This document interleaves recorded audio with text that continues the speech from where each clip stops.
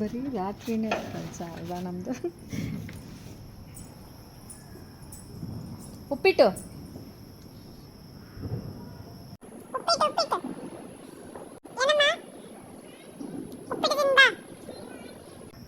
ಬಾಳಮ್ಮ ಚೆನ್ನಾಗಿದೆ. ಹಾಂ ಬಾ ಬಾ ನಾನು ತಿಂತೀನಿ, ನೀನು ತಿನ್ನು ಬಾ. ಬಾ ಬಾ ಬೇಗ. ಹಾಂ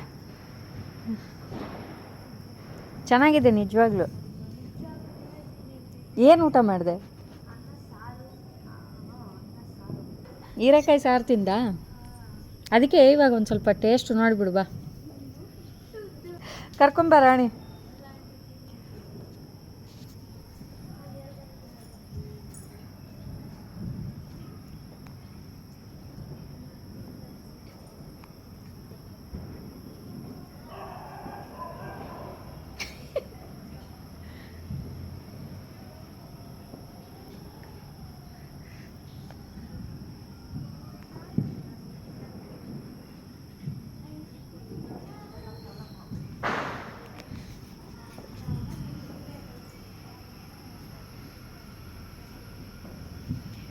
ಬರಲ್ವಾ ಈಗ?